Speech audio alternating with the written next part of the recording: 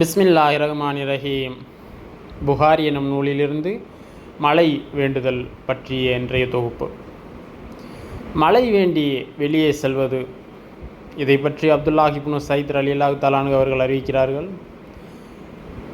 நபிகள் நாயகம் ஸல்லல்லாஹு அலைஹி வஸல்லம் அவர்கள் மழை வேண்டி தொழுந்திடலுக்கு புறப்பட்டார்கள். அப்போது தம் மேலாடையை மாற்றி போட்டு கொண்டார்கள். மேலும் இதை பற்றி யூசுப் நபியின் காலத்து பஞ்சத்தை போல் இவர்களுக்கும் பஞ்சத்தை ஏற்படுத்துவாயாக என்று நபிகள் நாயகம் ஸல்லல்லாஹு அலைஹி வஸல்லம் அவர்கள் பிரார்த்தித்தது பற்றி அபூ ஹுரைரா ரலியல்லாஹு தஆலா அன்ஹு அவர்கள் அறிவிக்கிறார்கள்.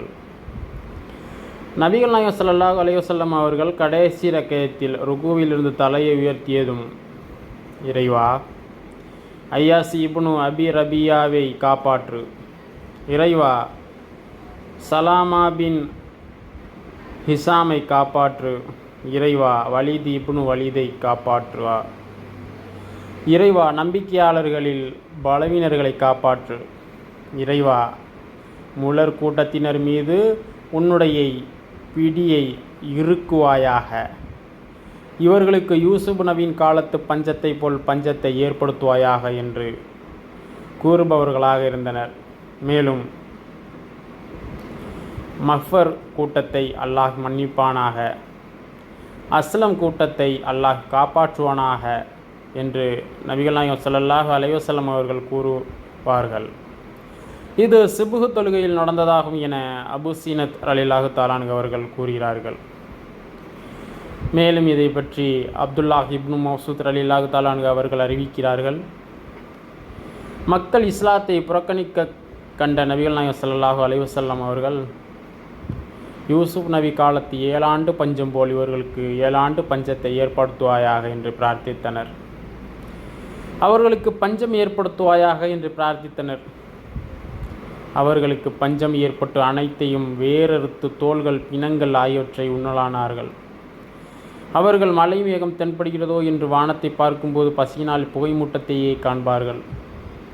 இந்த நிலையில் அபூ சுஃபியான் ரலியல்லாஹு தஆலா அன்ஹு அவர்கள் நபிகள் நாயகம் ஸல்லல்லாஹு அலைஹி வஸல்லம் அவர்களிடம் வந்து, முஹம்மதே, நீ இறைவனுக்கு கட்டுப்பட வேண்டும் என்று உறவினர்களோடு இணைந்து வாழ வேண்டும் எனவும் கூறுகிறீர்கள். உம்முடைய கூட்டத்தினரோ அழிந்து கொண்டிருக்கிறார்கள். எனவே அவர்களுக்காக அல்லாஹ்விடம் துஆ செய்யும் என்று கூறினார்கள். அப்போது பின்வரும் வசனங்களை அல்லாஹ் கூறினான்.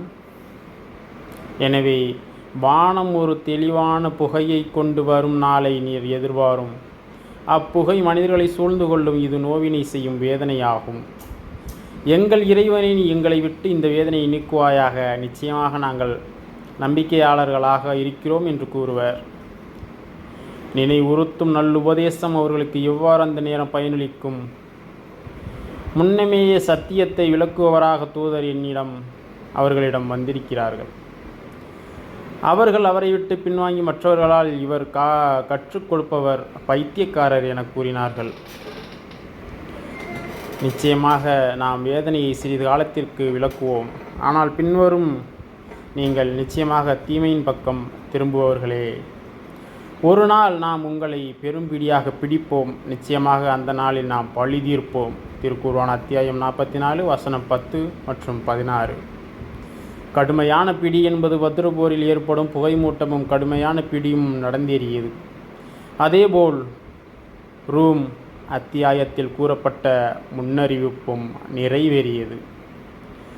அல்ஹம்துலில்லாஹ், அல்ஹம்துலில்லாஹ், அல்ஹம்துலில்லாஹ்.